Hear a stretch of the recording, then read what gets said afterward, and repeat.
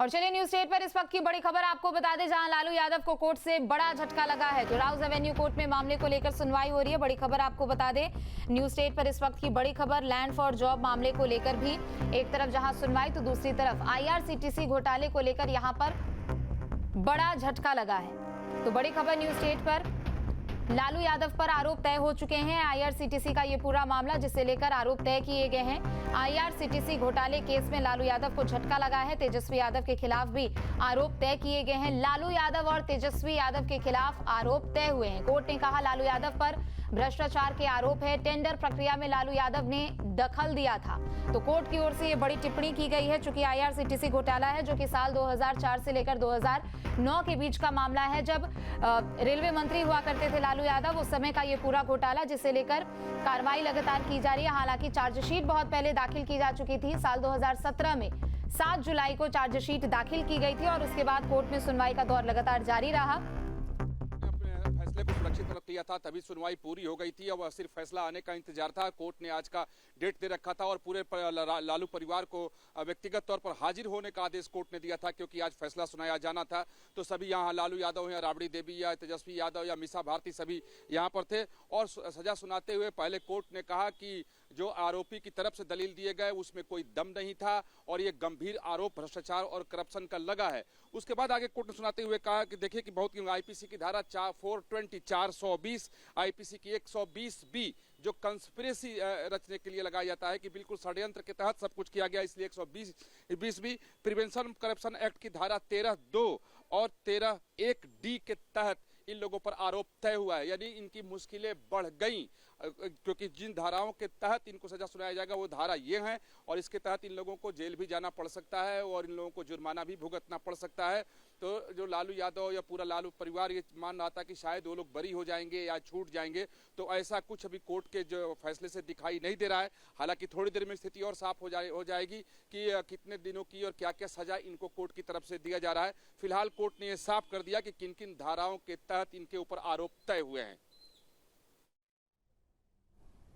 तो बड़ी खबर आपको बता दें, जहां लालू परिवार को झटका लगा है कोर्ट की ओर से। हालांकि इस मामले को लेकर सुनवाई अभी चल रही है और थोड़ी देर में फैसला भी आ सकता है। तो आईआरसीटीसी घोटाले के मामले को लेकर लालू यादव, तेजस्वी यादव पर भी आरोप तय किए गए हैं। एक्ट नहीं लगेगा, कोर्ट ने सभी पर जालसाजी का आरोप तय किया है। उसके साथ ही जो जानकारी आ रही है, कोर्ट ने लालू प्रसाद यादव से पूछा है कि क्या वो आरोप स्वीकार करते हैं, गिल्टी प्लीड करते हैं या ट्रायल का सम्मान करेंगे। उन्होंने कहा कि आरोप गलत है। उसके बाद इस तरीके से तो ये जो राबड़ी देवी और तेजस्वी यादव के ऊपर प्रिवेंशन ऑफ करप्शन एक्ट नहीं लगा है, इन लोगों पर सिर्फ जालसाजी का आरोप लगा है। यानी लालू यादव से इन लोगों पर कोर्ट जो है वो गंभीर मामला कम गंभीर मानता है। तो आप देखें कि लंबे समय तक इस पर सुनवाई चली। जमीन के बदले नौकरी देने के मामले में ये सीधे तौर पर लालू यादव और उनके पूरे परिवार के ऊपर आरोप था। काफी लंबे समय तक सुनवाई चली। 25 अगस्त को कोर्ट ने सुनवाई होने के बाद से फैसले को सुरक्षित रख लिया था और आज कोर्ट की तरफ से फैसला सुनाया जा रहा है। और कोर्ट ने साफ साफ कहा कि जो जानकारी आ रही है कि देखें कि जो आरोप लगे हैं वो काफी गंभीर आरोप हैं। कोर्ट ने कहा कि आरोपी व्यापक साजिश में शामिल थे।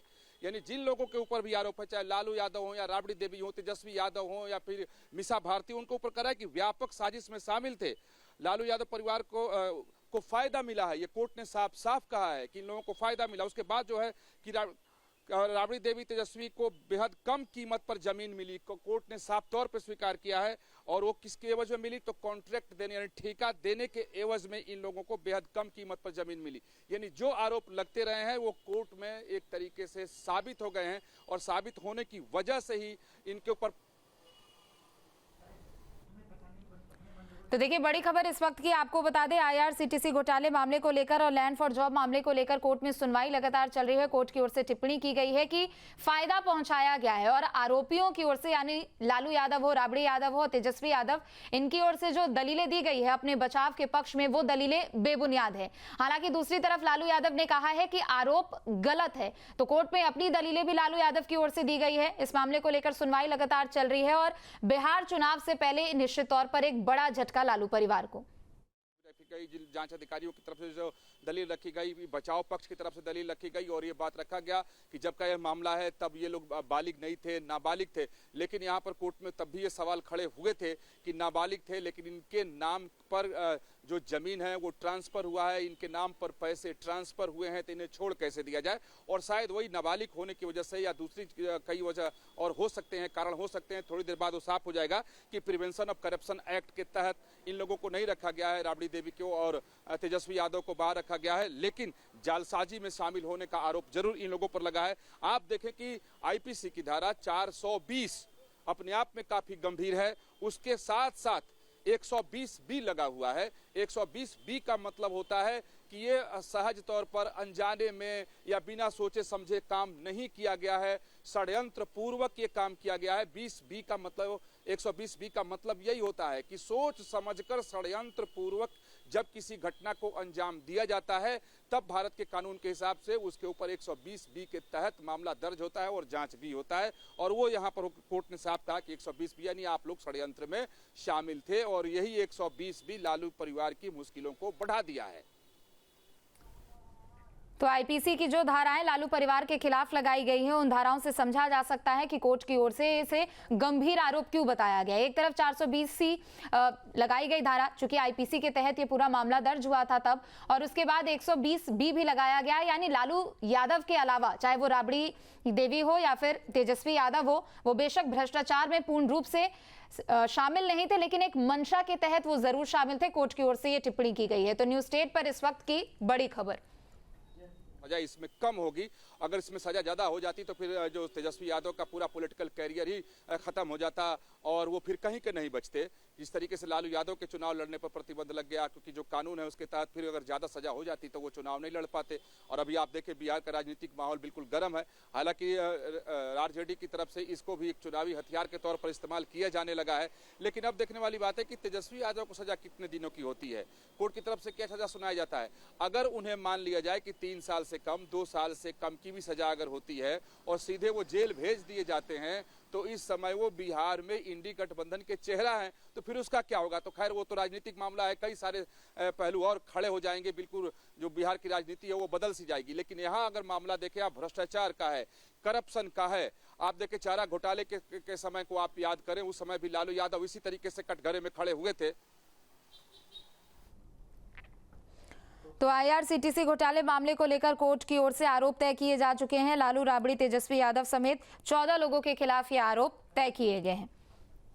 राहुल गांधी जो है खुलकर कभी तेजस्वी यादव का नाम नहीं लिए और ये बात, इस बात को लेकर के इंडी गठबंधन में और खासतौर पे कांग्रेस और आरजेडी के बीच में राड़ भी बना हुआ है कि आखिर राहुल गांधी नाम क्यों नहीं लेते हैं। लेकिन अब चूंकि आरजेडी के चेहरा तेजस्वी यादव ही है, नेता वही है, उन्हीं के नेतृत्व में वहां गठबंधन है, तो निर्विवाद रूप से चेहरा है। तो निश्चित तौर पर आपने बिल्कुल सही कहा कि लालू। तो बिहार विधानसभा चुनाव से पहले लालू परिवार को बड़ा झटका लगा है। दरअसल राउज एवेन्यू कोर्ट की ओर से आईआरसीटीसी घोटाले मामले में आरोप तय किए जा चुके हैं।